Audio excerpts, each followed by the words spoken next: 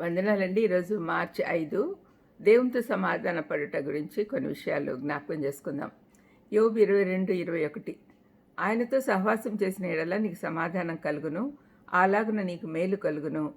ఇది యోబు స్నేహితుడైన ఎలీఫెసు బాధలలో అర్థం కాని పరిస్థితిలో ఉన్న పితరుడైన యోబుకి ఇచ్చిన మంచి సలహా.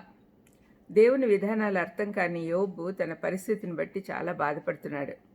అయితే యోబు అర్థం చేసుకున్నంత కూడా ఎలీఫెజు అర్థం చేసుకోలేకపోయాడు. ఈ గ్రంథంలో చాలాసార్లు యోబు స్నేహితులు దేవుని సత్యమును గురించి తమకున్న పాక్షిక జ్ఞానాన్ని ప్రకటించారు, కానీ జీవితంలో దాన్ని సరిగా అన్వయించుకునటంలో వారు కష్టపడ్డారు. ఎలీఫెజు కూడా అలాంటి స్థితిలోనే ఉన్నాడు, కానీ పశ్చాత్తాపం గురించి మంచి నివేదన ఇచ్చాడు. అతను చెప్పిందంతా సరైందే. దానికి కారణము మనమందరం దేవుని క్షమాపణ పొంది ఆయనతో సమాధాన పడాలి.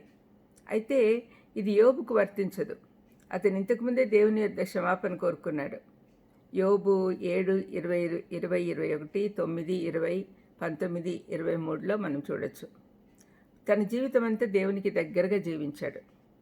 ఇదేలాంటి మంచి సలహా కీర్తనకారుడు కీర్తన 46:10లో కూడా ఇస్తూ ఉన్నాడు. ఊరకుండుడి, నేనే దేవుడినని తెలుసుకునండి. మన శ్రమల్లో ఉండి పయనిస్తూ ఉన్నప్పుడు మన నెమ్మది సమాధానము కోల్పోతామనే సత్యము ఎవరు కాదనలేరు. యోబు జీవితము నుండి మనం నేర్చుకునే పాఠం ఏమంటే, దేవునితో దగ్గరగా సహవాసం చేస్తూ ఉన్నప్పుడు మధ్యవర్తులు ఎవ్వరూ లేకుండా దేవుడు డైరెక్ట్గా మనతోనే మాట్లాడతాడు.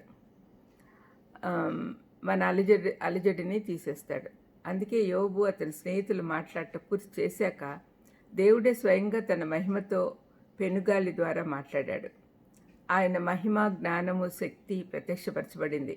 ఆ తర్వాత దేవుడు తన ధన సమృద్ధిని బట్టి కోల్పోయినవన్నీ కనికరంతో తిరిగి ఇచ్చాడు. ఆ తర్వాత ఆదరణ పొందిన యోబు తన స్నేహితుల కొరకు ప్రార్థించిన వెంటనే అతని శ్రమలన్నీ ఆశీర్వాదాలుగా మారిపోయాయి. ఇప్పుడు యోబుకు తన దేవుడు తెలుసు.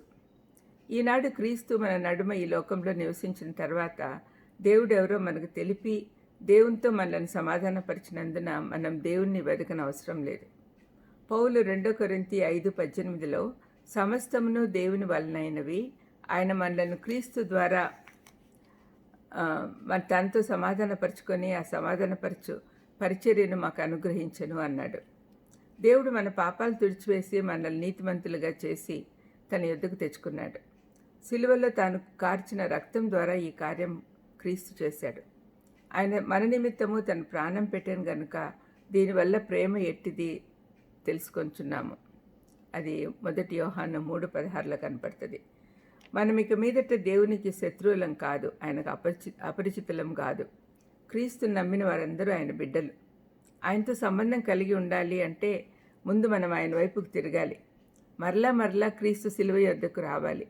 సిలువ యొద్ద దేవుడు క్రీస్తు ద్వారా తను ప్రత్యక్షపరుచుకున్నాడు. ప్రార్థన చేసుకుందాం. దయమేడా, మీతో సమాధాన పడ్డము ఎంత అవసరమో, ఎంత ప్రాముఖ్యత కలిగి ఉన్న అంశమో మేము తెలుసుకునేటట్టు చేసినందుకు మీకు స్తోత్రం నాయనా. అవును తండ్రి, మేము సమాధాన పడ్డే కాకుండా సమాధాన పరిచర్య కూడా మాకు అనుగ్రహించి మేము ముందుకు సాగేదానికి సహాయం చేయమని యేసుక్రీస్తు నామమున వేడుకొంచున్నాను తండ్రి. ఆమెన్. God bless you.